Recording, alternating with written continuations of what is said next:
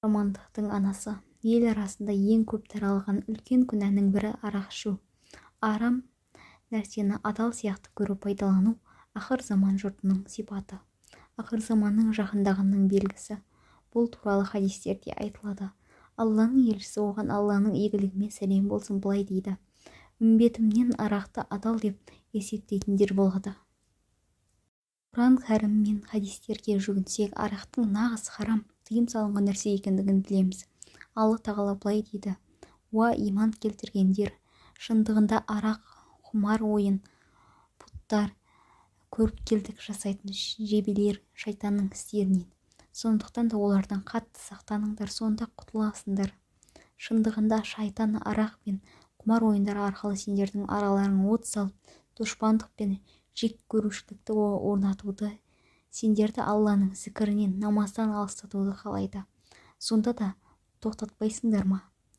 Аллаға мойынсыныңдар, әрі оның елшісі мойынсыныңдар елшісіне. Сақтаныңдар. Ал егер кері кетсеңдер, біліңдер, елшіміздің бар міндеті анық жеткізу ғана.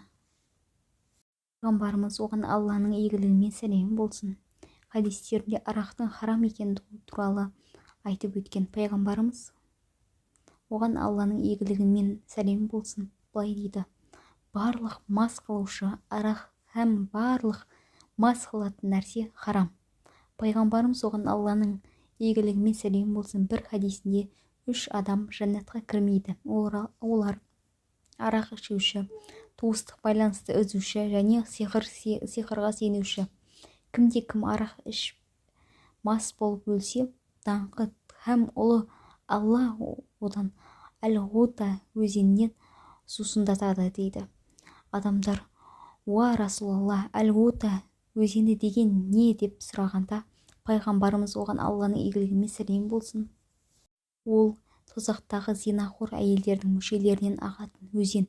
Олардың мүшелерінің иісінен бүкіл тозақтықтар қатты жиіркенетін болады деп жауап берген. Ибн Абу Хатим өзінің тәпсірінде Абдулла ибн Амрдан мынадан риуаят жеткізді: мен Алланың елшісінен, оған Алланың игілігімен сәлем болсын, арақ туралы сұрап едім. Арақ үлкен күнәлардың ең үлкені, азғындықтың басы. Кімде-кім арақ ішсе, намазын тастап қояды деп жауап берді. Арақ ішу мұсылмандықтан шығарып, иманнан алыстататын үлкен қылмыс. Арақ ішкен кезде адамның иманы оны тастап, одан көтеріліп кетеді. Бұл туралы пайғамбарымыз оған Алланың игілігімен сәлем болсын: зинахор зина жасағанда мүмін емес, арақ ішіп жатқан кезде мүмін емес, ұрлық істеп жатқан мүмін емес, тонаушы адам тонап жатқанда мүмін емес. Арақ қоршаған ортаға тек зиян әкеледі. Оны жасағанда, ішкенде, апарғанда бірдей күнәлі болып, Құдай тағаланың қарғысына ұшырайды. Арақ шарап сату. Пайғамбарымыз оған Алланың игілігімен сәлем болсын мұсылмандардың арақ шарап сатуына, оны сатып алуына, арақ шарап саудасына делдалық жасауына, ішуі мен құюына тыйым салған. Мұхаммед оған Алланың игілігімен сәлем болсын шарапқа байланысты мынандай 10 нәрсеге қарғыс айтқан.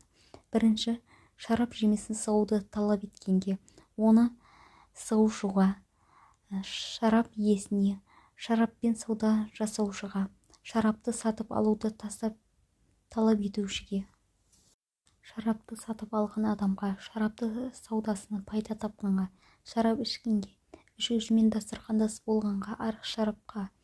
Ибн Омар риуаят еткен хадисте Алланың елшісі оған Алланың игілігімен сәлем болсын былай дейді: арақ 10 түрлі қырынан қарғысқа ұшырады. Арақтың өзі, оны ішуші, құйып беруші, сатушы, сатып алушы, дайындаушы, дайындатушы, әкелуші, әкелдіруші, арақтан түскен пайданы жеуші Алла тарапынан қарғысқа ұшырайды. Тағы бір хадисінде пайғамбар оған Алланың игілігімен сәлем болсын: бұл дүниеде кім шарап ішіп ол ісіне тәубе қылмаса, онда оған ақыретте ол харам болады. Абдулла ибн Амрден жеткен риуаятта Алланың елшісі оған Алланың игілігімен сәлем болсын былай деген: қандай да бір адам арақ ішсе, оның намазы 40 түн бойы қабыл болмайды. Ал сол күйі өліп, оның несеп жолында арақтан бірдеңе қалса, ол жәннатқа кірмейді. Сол 40 күннің ішінде өлсе, нағыз надан күйде өлген болады. Иман мен арақ. Арақ басқа күнәлардың істелуіне себепкер болатын азғырушы ішімдік. Абдулла ибн Амрден жеткен риуаятта Алланың елшісі оған Алланың игілігімен сәлем болсын былай деген: Бани Исраил патшаларының бірі бір адамды әкелдіріп, одан не арақ ішуді, не бір адамды өлтіруді, не зина жасауды, не шошқаның етін жеп, немесе оны өлтіруді талап етеді. Ол адам арақ ішуді таңдайды. Арақты ішкен соң қалған істердің бәрін істейді. Алланың елшісі оған Алланың игілігімен сәлем болсын бір хадисінде былай дейді: арақтан аулақ болыңдар. Уаллахи, иман мен араққа мас болу бір адамның кеудесіне ешқашан қатар тура алмайды. Ол екеуінің бірінен бірі шығарып жіберуге тырысады. Мұсылман баласының арақ ішілетін орындарда, жиналыстарда отыруға да болмайды. Пайғамбар оған Алланың игілігімен сәлем болсын үмбетіне солай бұйырған. Алланың елшісі оған Алланың игілігімен сәлем болсын бір хадисінде былай дейді: кімде-кім Аллаға және ақырет күніне иман келтірген болса, арақ ішпесін. Кімде-кім Аллаға және ақырет күніне иман келтірген болса, арақ ішілетін дастарханның басында отырмасын. Арақ нәжіс. Шариғаттағы тазалық кітабында арақ, шарап, ішімдік денеге, киімге тисе немесе төгілген нәжіс болып қабылданады. Қашан жақсылап тазаланғанша ондай киіммен намаз оқуға болмайды. Арақтың азы да көбі де харам. Хадисте мас қылатын нәрсенің азы да көбі де харам делінген.